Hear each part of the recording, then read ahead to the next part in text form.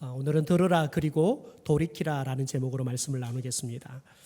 오늘 본문은 남유다가 바벨론에 의해서 멸망 직전에 하나님께서 유다 백성에게 베푸신 마지막 기회를 주시는 순간입니다.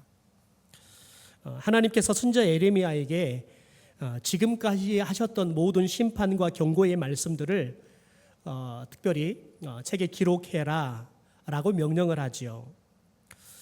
여러분, 왜 이미 예레미야 선지자를 통해서 백성들에게 전하게 하셨던 그 말씀들을 다시 이제는 두루마리 책에다가 기록을 해라라고 말씀하시는 걸까요? 여러분, 그것은 그들이 그 말씀을 다시 듣고 그들의 죄에서 돌이키고 구원을 받기를 하나님께서는 원하셨기 때문에 그렇습니다. 그러니까 하나님께서 지금까지 계속해서 예레미야 선지자를 통해서 반복하고 또 반복하고 또 반복하고, 심지어 듣기 싫으니까 예레미야 선지자를 잡아다가 지금 가둬놨습니다. 여러분, 그러니까 예레미야 선지자가 이제 자유롭게 말씀을 전할 수 있는 상황이 아닙니다. 그러니까 하나님께서는 기록하라는 거예요. 기록해서 다시 한번 마지막으로 그들에게 지금까지 내가 전했던 심판의 말씀, 경고의 말씀들을 이 유다 백성들에게 들려주어라. 하나님은 기대하는 겁니다. 그리하면 그들이 돌이킬 것이다. 그렇게 기대함으로 하나님께서 그들에게 다시 한번 내가 그들에게 예레미야를 통해서 들려줬던 하나님의 음성을 이제는 말씀으로 기록해서 기록된 말씀들을 그들에게 전할 수 있도록 하기 위해서 하나님께서 그렇게 기록하라라고 말하는 겁니다.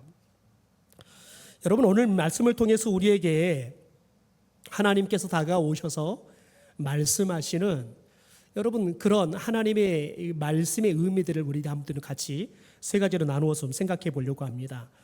첫째로 하나님의 말씀은 우리를 살리기 위한 사랑의 경고입니다. 여러분, 하나님은 예레미야에게 두루마리 책을 가져다가 요시야 왕의 날부터 시작해서 오늘까지 하신 모든 말씀을 기록하라 라고 말을 하지요. 여러분, 그런데 보십시오. 요시야 왕의 아들 여호야김 제4년에 여호와께로부터 예레미야에게 말씀이 임했다는 거예요.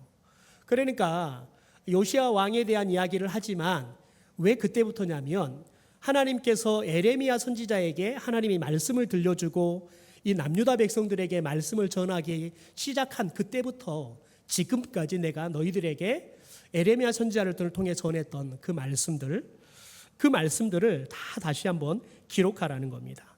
그러면 3절에 왜 그걸 해야 되는지에 대한 그 목적을 분명하게 밝힙니다. 우리 3절을 같이 한번 읽어볼까요? 시작. 유다 가문에 내가 그들에게 내리려 한 모든 재난을 듣고 각기 악한 길에서 돌이키리니 그리하면 내가 그 악과 죄를 용서하리라. 그들이 듣고 그들이 각각 악한 길에서 돌이킬 것을 하나님께서는 기대한 거죠. 그러면 하나님은 그들이 돌이키기만 한다 그러면 지금까지 그들이 지었던 죄들에 대해서 따지도 묻지도 않고 내가 용서하겠다. 이게 하나님의 목적인 겁니다. 여러분, 하나님이 심판을 기록하게 하신 진짜 이유가 뭐냐면 심판이 목적이 아니라는 거예요. 하나님께서는 그들을 용서하고 살려주기 위해서 기록하라는 겁니다. 여러분, 성경에 기록된 하나님의 경고의 말씀, 또 책망의 말씀들은 여러분 우리를 향한 여러분 저주의 말씀이 아니라는 거예요. 그 내용들을 보면 어떻게 하나님이 우리를 사랑하시는 하나님인데, 우리 아버지인데 어떻게 이런 말들을 세상에 이렇게 하실 수 있지? 참 모진 하나님이 사랑하는 하나님은커녕 참 이렇게 모진 아버지가 다 있나? 라고 생각할 만큼 굉장히 저주스러운 이야기들을 하지만, 그런 이야기를 하는 이유는 뭐냐면 저주하기 위한 게 목적이 아니라 그렇게 말씀해서 우리들이 겁을 먹어서라도 우리들이 죄로부터 돌이켜서 하나님으로부터 용서받고 하나님으로부터 살림을 받기 위해서 하나님께서는 그렇게까지 하신다는 거예요. 그럼 미국의 한 유명한 국립 공원에 아주 절경이 기가 막힌 절벽 위에 이런 편말이 쓰여 있었다고 합니다. 위험, 접근 금지. 여러분, 그런데 그 절벽에 올라와서 사람들이 이제 경치를 보고 대부분의 사람들이 또 사진을 찍으려고 하잖아요. 그러면 사람들의 욕심은 어떻게 하든지 조금은 더 사진이 잘 나오게 하려고 그러면 좀 더 절벽에 더 가깝게 자꾸 내려가잖아요. 그러니까 추락사고가 나는 겁니다. 그래서 그걸 방지하기 위해서 위험, 접근 금지 이렇게 써놓은 건데 사람들이 그 편말을 보니까 자꾸 마음도 불편하고 또 이제 더 가까이 가려고 그러면 사람들이 자꾸 그 편말을 넘어가면 사람들이 눈치를 주지 않겠어요? 그러니까 사진 찍고 싶어 하는 욕구를 가진 사람들이 자꾸 불만을 이야기하는 겁니다. 왜 자꾸 이런 불필요한, 아니 우리가 위험한지 모르냐고요. 이런 편말을 쓰잘데기 세워가지고 자꾸 우리를 불편하게 하냐는 거예요. 그러면서 막 투덜투덜 하는 거예요. 그러니까 공원 관리원이 듣다가 이런 말을 하더라는 거예요. 손님, 그 표지판은 손님의 사진 찍을 자유를 구속하려고 그렇게 설치해 놓은 게 아니라 당신의 생명을 지키려고 세워놓은 겁니다. 왜냐하면 저 밑에는 떨어지면 끝모르게 높은 그런 절벽이니까 떨어지면 죽습니다. 그렇게 이야기를 하더라는 거지요. 여러분, 하나님께서 우리 가운데 우리가 보기에는 자꾸 하나님은 왜 이런 말씀까지 하셔서 자꾸 나를 얽어매지? 우리가 하나님의 말씀을 보다 보면 세상에 하나님이 뭐 이런 것까지 시시콜콜 다 이야기를 하시나? 여러분, 하나님이 거짓말하지 말라 그러잖아요. 여러분, 하나님의 백성들이 거짓말하지 말아라. 여러분, 하나님의 백성들에게 어울리는 말이나요? 내 이웃의 것을 탐내지 말아라. 여러분, 유치원생도 압니다. 그런데 하나님은 하나님의 백성들에게 그 말을 합니다. 여러분, 십계명을 보면 야, 이거 하나님이 참 우리 수준을 알아도 이렇게 우리를 수준을 이렇게 낮게 보시고 이런 것을 지켜라고 말씀하시나? 여러분, 우리들이 그렇게 생각할 수 있는 말씀을 주잖아요. 여러분, 어떤 자식이 내 부모를 공경하라. 여러분, 이거 몰라요. 다 한단 말이죠. 여러분, 그런데 하나님은 그런 시시콜콜하는 것들을 이야기하셔서 여러분, 자꾸 우리들이 조금이라도 우리가 불효하며 마음에 찔림이 있게 하는 거지요. 여러분, 그래서 우리들이 말씀을 보면 볼수록 자꾸 내체가 더 많이 보여요. 그러니까 우리의 운신의 폭들이 말씀을 보면 볼수록 자꾸 움츠려 드는 것 같고 자유가 없는 것 같고 힘들지요. 여러분, 그런데 여러분, 우리들이 그 말씀 속에 담겨 있는 하나님의 여러분 마음을 모르면 마치 하나님께서 자꾸 우리를 억압하려고 하고 우리를 자꾸 자유보다는 자꾸 하나님이 시키는 대로 기계적으로 움직이기를 원하는 것처럼 보이죠.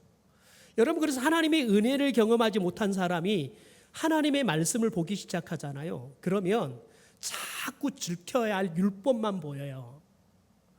여러분, 그런데 하나님의 은혜를 경험하고 하나님의 사랑을 경험하는 사람들은 여러분, 그 말이 나를 얽어보는 게 아니라 하나님께서는 이런 것을 원하시구나. 하나님이 원하는 것을 아니까요. 이렇게 하면 하나님이 좋아하시구나. 오히려 여러분, 우리들이 하나님을 기쁘게 할 수 있는 것들을 아니까 훨씬 여러분, 우리들이 하나님이 원하는 자녀로서의 살아가는 삶을 우리는 쉽게 더 알 수 있어요. 그러니까 우리가 어떻게 말씀을 접근하느냐에 따라서 말씀은 때로는 우리의 자유를 억압하는 자꾸 여러분 우리를 옥죄는 것 같은 보이지 않는 마치 새 창살같이 느끼는 사람이 있고요. 또 어떤 사람은 자꾸 여러분 하나님의 말씀을 보면 볼수록 하나님이 이거 좋아하시구나. 이거 하면 하나님이 또 이렇게 축복해 주시구나. 여러분 그걸 알면 알수록 신이 나는 거지요. 여러분 신이 나는 거예요. 하나님께서는 이거 하면 이렇게 축복하신다. 여러분 이거 알잖아요. 하나님은 말씀하신 걸 반드시 지키시는 분이다라는 걸 신뢰하잖아요. 여러분 그러면 여러분 기가 막힌 보물을 발견하는 거예요. 여러분 그러면 그 말씀대로 사는 거죠. 그러면 여러분 하나님은 어김없이 복을 주시는 겁니다. 그러면 삶이 쉬워져 가는 거예요. 삶이 아주 신명나게 살아가게 되어지는 거죠. 여러분 기억해야 합니다. 하나님은 우리에게 말씀을 왜 주시느냐? 우리를 살리기 위한 하나님의 사랑의 경고라는 거예요. 두 번째, 말씀의 통로가 막힐 때 하나님은 연대와 동역을 통해서 계속해서 일하신다는 거예요. 여러분 하나님은 창조부터 시작해서 계속해서 하나님은 말씀으로 여러분 모든 것들을 만들고 운행하시고 역사하십니다. 여러분 에레미야 선지자가 지금 성전에 들어갈 수가 없습니다. 왜요? 잡혔어요. 갇혀 있어요. 그러니까 성전에 갈 수 있는 상황이 아닙니다. 그러니까 하나님의 말씀을 전해야 할 선지자가 발이 묶여 있습니다. 여러분 그런데 하나님께서는 하나님이 이스라엘 백성들에게 전해야 할 이 말씀을 에레미야 선지자가 발이 묶였다고 하나님의 말씀이 묶이지 않습니다. 하나님께서는 다시 이 말씀이 흘러갈 수 있는 새로운 길을 여십니다. 그것은 에레미야가 신실한 서기관이었던 바룩을 통해서 하나님의 말씀을 두루마리의 성경에 기록하게 하는 겁니다. 그리고는 그 성경을 백성들에게 에레미야 선지자를 대신해서 말씀을 읽어주도록 하는 거예요. 대독하게 하는 거죠. 여러분 에레미야가 하나님의 말씀을 구구절절 이 바룩과 함께 앉아가지고 에레미야 선지자가 불러주면 바룩은 두루마리에다가 기록하는 겁니다. 여러분 그래서 오늘 말씀을 보면 보십시오. 여러분 오늘 말씀을 보면 하나님께서 특별히 이 말씀을 언제 시작했냐면 여호야김 제4년에 하나님께서 기록해라라고 말씀을 해요. 여러분 그런데 이 말씀을 바룩이 특별히 이 두루마리 성경에 기록을 하고 백성들에게 읽어주기 시작하는 때가 언제냐면 여러분 오늘 말씀 보십시오. 9절에 보십시오. 유다의 요시야 왕 아들 여호야김의 제5년 9월에 약 1년 동안의 시간이 걸리는 거죠. 그러니까 여러분 말씀을 하루아침에 기록한 게 아니라 이 말씀을 기록하는 시간들이 꽤 오래 걸렸던 거죠. 그러면 하나님께서 말씀을 여러분 바로바로 이렇게 한 게 아니라 이 말씀을 막혀있는 말씀을 전해야 할 에레미야 선지자의 발이 묶이니까요. 이 말씀을 흘러가기 위해서 하나님께서는 또 다시 이 일들을 수고롭게 하십니다. 거의 1년에 가까운 시간 동안 열심히 하나님이 작업하시는 겁니다. 하나님의 사람들을 통해서요. 여러분 생각해 보십시오. 이 일이 쉬웠겠습니까? 에레미야 선지자와 여러분 바룩이 여러분 이 일들을 그 오랜 시간 동안 계속 하는 거예요. 여러분 하나님은 하나님의 말씀이 흘러가게 하는 데 있어서 여러분 하나님께서 하나님의 그 전지전능함을 통해서 하루아침에 여러분 하나님께서 짠하고 기적처럼 일하는 게 아닙니다. 인간의 술기를 통해서 하나님께서는 역사하시는 겁니다. 여러분 하나님의 말씀이니까 뭘라고 여러분 바룩 그것도 여러분 굳이 이렇게 받아 쓰고 그런 생각이 있어요. 두루마리가 얼마나 필요하겠어요. 돈이 얼마나 들겠어요. 하나님이 차라리 천사들 딱 보내가지고 하루아침에 다 모여라. 여러분 그리고 천사가 여러분 그야말로 그냥 하늘에서 그냥 백성들이 듣지 않으면 안 될 정도로 여러분 그야말로 하나님께서 배경들을 딱 만드시고 여러분 소리도 효과 음악도 만드시고 여러분 그래서 백성들에게 그들이 그냥 듣지 않으면 죽어버릴 것처럼 무섭게 하나님이 말씀하시면 그냥 이스라엘 백성들이 무서워서라도 바로 회개하고 돌아올 거예요. 여러분 하나님은 그런 방법을 통해 일을 하지 않으세요. 여러분 하나님은 어떻게 보면 가장 미련한 방법 아닙니까? 여러분 하나님은 지금도 여전히 여러분 LTE급으로 일할 수 있는 하나님이에요. 어떤 속도보다 더 빨리 일할 수 있는 방법이 능력이 있는 분이세요. 그런데 하나님은 인간의 그 미련하게 여러분 부르면 그걸 하나하나 다 받았어야 돼요. 혹시 여러분 받았었는데 바룩이 여러분 오래 작업하다 보니까 집중력이 떨어져서 여러분 잘못 쓰면 다시 또 처음부터 다시 써야 되는 거예요. 심지어 여러분 하나님이란 말이 나오잖아요. 그러면 바룩은 가서 목욕 제기를 하고 난 다음에 다시 또 써요.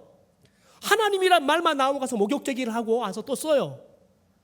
여러분, 이런 일들을 수고롭게 하는 거예요. 왜요?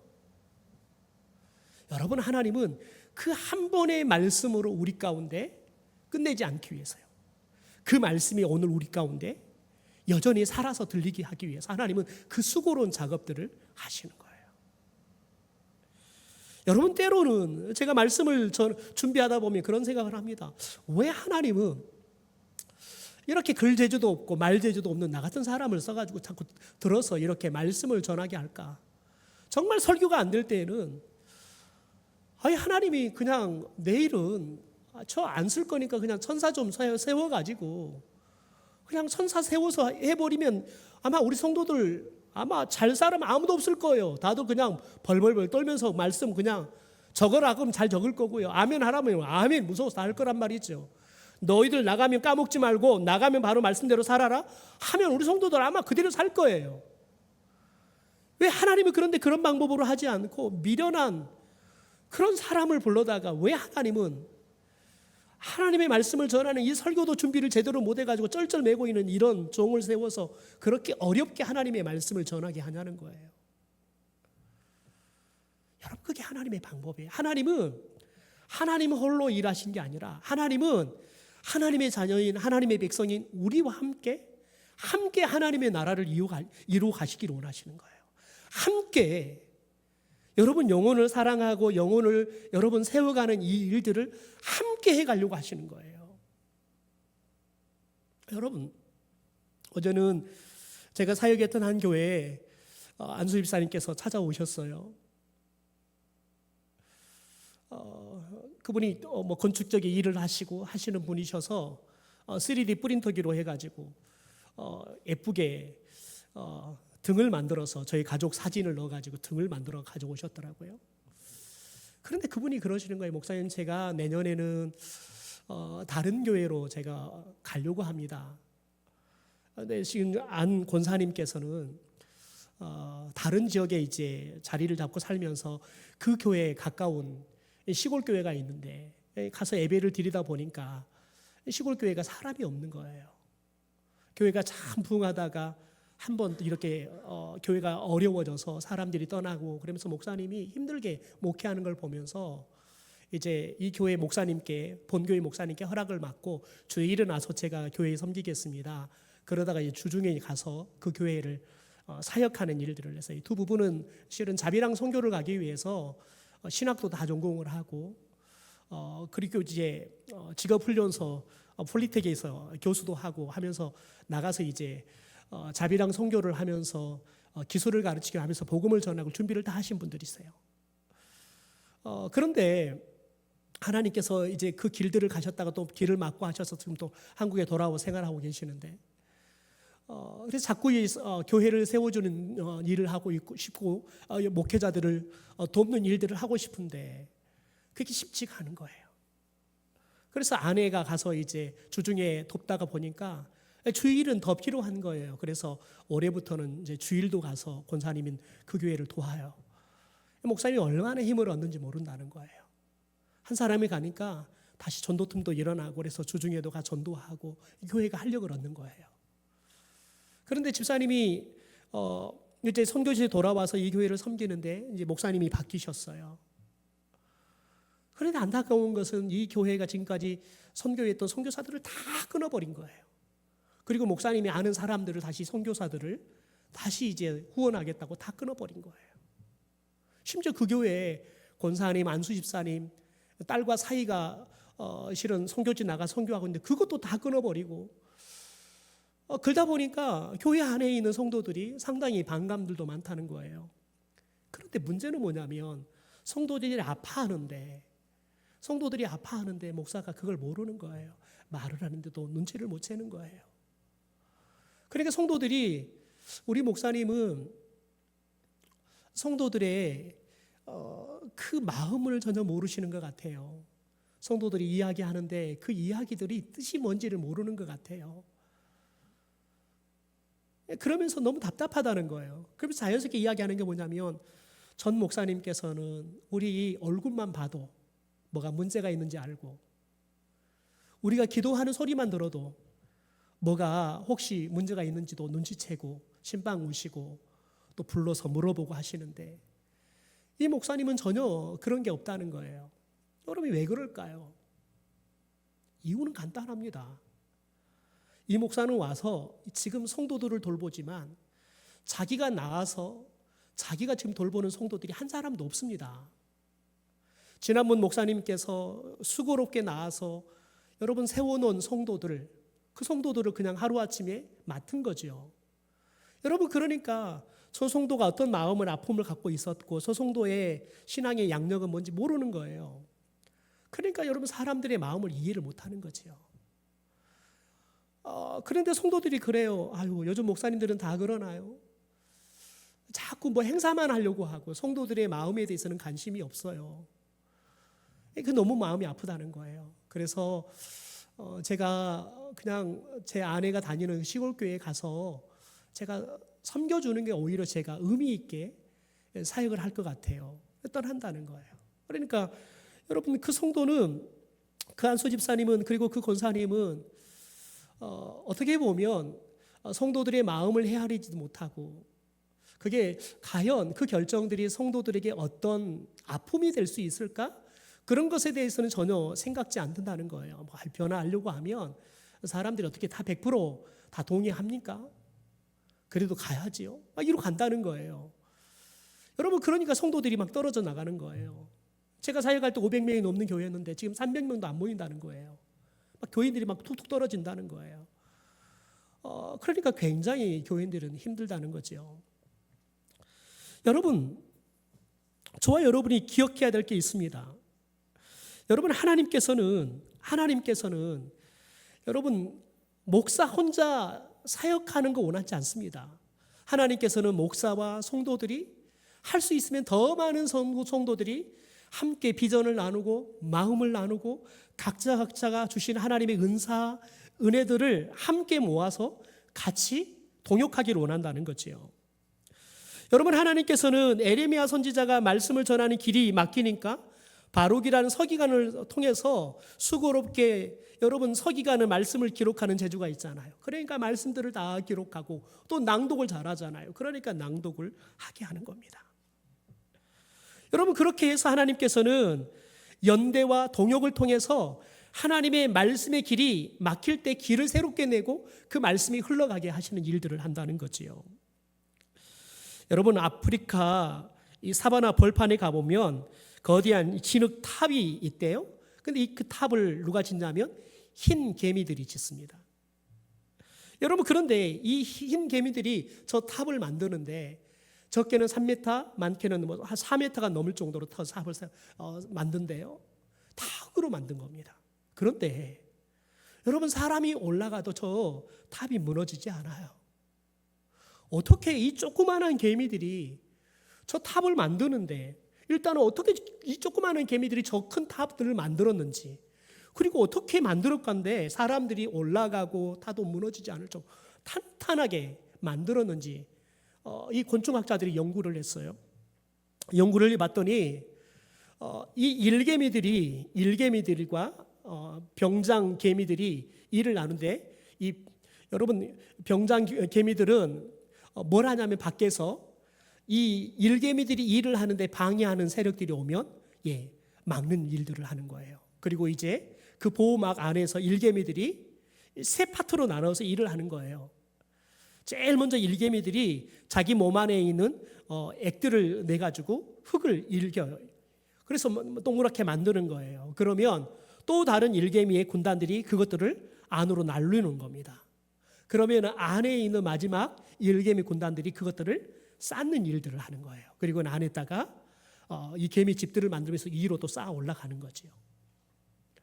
여러분 개미들이 똑같은 일개미이지만 각자가 맡아서 하는 일들이 다른데 여러분 개미들은 이 눈이 대부분의 개미들은 눈들이 거의 보이지 않습니다.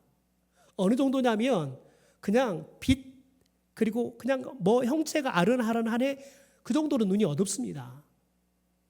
여러분 그렇게 보이지도 않는 일개미들이 어떻게 이렇게 정교하게 탑들을 쌓고 더 나가서 서로가 연대를 해서 그리고 연합을 해서 이 사업을 쌓느냐? 여러분, 서로가 서로의 업무에 대해서 인정해주고 그리고 자기가 맡은 업무들을 연결을 잘 해가는 거예요. 그러니까 여러분, 앞도 잘 보이지도 않는 이 조그마한 개미들이 저 거대한 여러분 진흙탑을 만들고 그 안에 살아가더라는 거예요. 여러분, 교회를 세워가는 일, 우리가 복음을 전하는 일도 마찬가지입니다. 여러분, 복음을 전하는 일, 교회를 세워가는 일은 누군가 특정 소수에 의해서 교회가 세워져 가는 게 아닙니다. 모든 성도들이 함께 각자 할 수 있는 것을 모을 때, 그리고 그것이 연대가 되고 연합할 때 여러분, 교회는 탄탄한 교회가 됩니다. 교회는 여러분, 사탄이 진이겨도 무너지지 않는 견고한 교회가 되고요. 여러분, 그렇게 복음을 들은 영혼들은 여러분, 누가 와서 건드려도 무너지지 않고 넘어지지 않는 믿음을 가진 사람들이 되어져 가는 거죠. 여러분, 세 번째, 은혜 보좌 앞으로 나와 모든 삶의 현장에서 말씀을 들어야 한다는 거예요. 여러분, 바룩이 여호와의 성전에 올라가 백성들이 듣는 앞에서 에레미야가 여러분 불러줘서 기록했던 말씀들을 낭독합니다. 여러분, 구절에 보니까 그때가 언제냐면 여러분, 유다 백성들이 금식을 선포하고 그들이 하나님 앞에 금식 기도하고 있을 때입니다. 그때 하나님의 말씀을 들려주는 겁니다. 여러분, 국가적인 위기 앞에서 백성들이 금식하면서 하나님을 찾고 있습니다. 그 여러분 절묘한 타임에 바룩은 성전의 가장 중심인 세문 어귀에 서서 말씀을 전합니다. 여러분, 우리가 고난을 만나고 위기를 겪을 때 가장 먼저 해야 할 게 뭐냐면 여러분, 우리가 기도하는 것도 굉장히 중요합니다. 그런데 기도보다 더 소중한 게 있습니다. 더 앞서야 할 게 있습니다. 하나님의 말씀을 듣는 겁니다. 그리고 그 말씀을 붙잡고 기도하는 겁니다. 왜냐하면 여러분, 우리가 위기를 만나고 내가 극복할 수 없는 문제를 경험하게 되면 여러분, 우리는 방법을 모릅니다. 길을 모릅니다. 그런데 하나님의 말씀은 우리 가운데 길을 내는 능력이 있습니다. 하나님의 말씀은 여러분 무엇이 방법인지 하나님의 탁월한 방법을 우리 가운데 알려줍니다. 여러분, 그럴 때 우리가 그 말씀을 붙잡고 기도하기 시작할 때 하나님께서 길을 내시는 거예요. 그 방법이 우리 안에서 이루어지게 하는 거죠. 여러분, 생각해 보십시오. 월드컵을 하는데 그 수많은 여러분 탁월한 선수들이 공을 찹니다. 오늘 보니까 우승 후보였던 프랑스가 정말 허무하게 무너지더라고요. 여러분, 그 탁월했던 프랑스 선수들이 무기력하게 경기를 하더라고요. 탁월한 개인기가 먹히지가 않더라고요. 여러분, 그들이 여러분 뭐가 안 돼서 안 됩니까? 여러분, 그날따라 안 맞는 거예요. 컨디션도 안 되고 팀워크도 안 되고 아무것도 안 이루어지는 거예요. 여러분, 그들이 작전을 안 짰겠습니까? 그 작전을 이행할 수 있는 능력이 없을까요? 다 있습니다. 여러분, 그런데 그날 그걸 할 능력들이 발휘가 안 되는 거예요. 자기 탁월한 개인기가 발휘가 안 되고요. 그 탁월한 프랑스의 여러분 팀워크가 발휘가 안 되는 거예요. 왜요? 여러분, 그건 감독에 의해서도 안 되고요. 선수들이 같이 말을 해도 안 되는 겁니다. 여러분, 그건 하나님의 불가항적인 은혜가 있어야 되는 거예요. 여러분, D.L. 무디 목사님께서 늘 하나님의 은혜를 구하고 능력을 구하고 간절히 기도했습니다. 여러분, 그런데 어느 날 밤낮 기도하는데 마음이 계속 공허해요. 영적으로는 더 갈급하기만 해요. 그런데 어느 날 말씀을 보는데 로마서 10장 17절의 말씀을 읽게 됩니다. 그러므로 믿음은 들음에서 나며 들음은 그리스도의 말씀으로 말미암느니라. 여러분, 이 말씀을 너무 익숙해요. 잘 알고 있어요. 성경 보지 않아도 달달달 외우고 선포하는 익숙한 말씀이에요. 여러분, 그런데 이 말씀이 제대로 깨달아지기 시작했어요. 그러면서 이런 고백을 합니다. 나는 지금까지 성경은 덮어놓은 채 하나님 앞에 믿음과 은혜만 달라고 소리쳤습니다. 그러니까 D.L. 무디 목사님이 지금까지 기도를 많이 했는데 자기는 성경 보지도 않고 성경은 덮어놓은 채 기도만 했다는 거예요. 그러나 말씀이 없는 기도는 호공을 치는 것과 같았다. 이제 나는 성경을 펴서 읽기 시작했고 말씀이 내 안에 들어올 때 비로소 내 믿음이 자라기 시작했다. 여러분, 로마서 이 말씀이 여러분 왜 깊은 깨달음이 됐을까요? 믿음은 말씀을 들을 때 생긴다는 거예요. 여러분, 자기가 하나님 앞에 믿음을 달라고, 은혜를 달라고 기도했는데 말씀을 들을 때 믿음이 생기더라는 거예요. 말씀을 들을 때 하나님의 은혜가 우리 가운데 임하더라는 거예요. 여러분, 그럴 때 그 믿음과 그 은혜를 가지고 하나님의 말씀을 전하기 시작할 때 그 말씀이 여러분 영혼을 살리고 영혼을 변화시키는 능력이 나타나더라는 거예요. 여러분, 그렇게 유명했던 부흥사였던 D.L. 무디 목사도 여러분 그 진리를 정확하게 깨닫지 못하고 기도하고 있더라는 거예요. 그런데 어느 날 그걸 깨닫고 말씀을 붙잡고 기도하기 시작하니까 기도의 능력이 다르더라는 거예요. 말씀을 전하는 게 다르더라는 거예요. 여러분은 얼마나 하나님의 말씀을 붙잡고 있습니까? 우리가 매일 QTM 해봅시다. 우리가 매일마다 공동체 성경 읽기를 통해서 매일마다 우리가 성경을 읽으면서 1년에 한 번 성경을 읽어봅시다 하고 있습니다. 여러분, 이게 계속 되니까 이제는 아무 소리도 안 들립니다. 처음에 시작할 때는 아유 목사님이 저희들 사랑방에서 또 여전도에서 이런 은혜 받았어요. 그래서 우리 나눴어요. 그런데 그런 소리들이 요즘은 하나도 안 들립니다. 다행히 요즘도 이제 또 말씀을 듣고 또 말씀을 다른 사람에게 보내고 하는 일들을 하시는 분들도 있습니다. 여러분, 그런데 이게 우리 교회 문화가 되어야 합니다. 그래서 매일마다 우리가 하나님의 말씀을 들어야 합니다. 여러분, 그래서 그 말씀이 우리의 가슴에 가득 찬 상태에서 말씀 속에 하나님의 뜻을 분명하게 깨닫고 그 뜻을 가지고 우리가 붙잡고 기도해야 되는 겁니다. 그럴 때 여러분 그 기도가 더 능력이 있어집니다. 왜? 하나님의 뜻은 반드시 이루어지니까요. 여러분, 그러므로 저희가 이제 7월, 8월은 저희가 하나님의 말씀을 좀 더 붙잡았으면 좋겠습니다. 매일 생명의 삶 가지고 큐티 하십시오. 생명의 삶 말씀에 여러분, 우리 성도들이 말씀을 봐도 목사님이 도대체 무슨 말인지를 이해를 못하겠어요. 여러분, 뒤에 본문 해설 부분을 보면 정말 선명하게 그 말씀의 의미들을 잘 해석해 줍니다. 새벽 예배에 나오십시오. 새벽 예배 나오시면 함께 그 말씀을 가지고 말씀을 우리가 깊이 상고하고 또 같이 기도합니다. 여러분, 우리가 말씀 갖고 씨름하지 않으면, 그래서 말씀이 여러분 우리의 심령에 가득 채워지지 않고 말씀이 우리의 삶을 세우지 않으면 여러분, 우리는 교회에 다니는 교인은 될 수 있지만 여러분, 우리는 예수의 제자의 삶을 살 수가 없습니다. 여러분, 이 시대는 저와 여러분이 한시라도 말씀으로 눈을 떼면 순식간에 사탄은 우리를 잡아먹어 버립니다. 순식간에 우리를 무너뜨려 버립니다. 저와 여러분이 기도로 여러분 단 한 시간도 아니 1초도 우리들이 성령으로 충만하지 않잖아요. 그러면 우리의 여러분 신앙이 완전히 무너져 버립니다. 여러분, 요즘 제가 기도 시간을 늘리는 거하고 씨름하는데요, 정말 어려워요. 기도 시간을 좀 늘려보려고 하는데 너무 어려워요. 정말 어려워요. 제가 가정교회 사역을 배우면서 가정교회 하는 목사들은 하루에 3시간은 기도해야 한다 가르쳐요. 와, 여러분 3시간, 저 평생 이러다가 저 평생 목회해도 3시간 기도 못할 것 같아요. 여러분, 쉽지 않아요.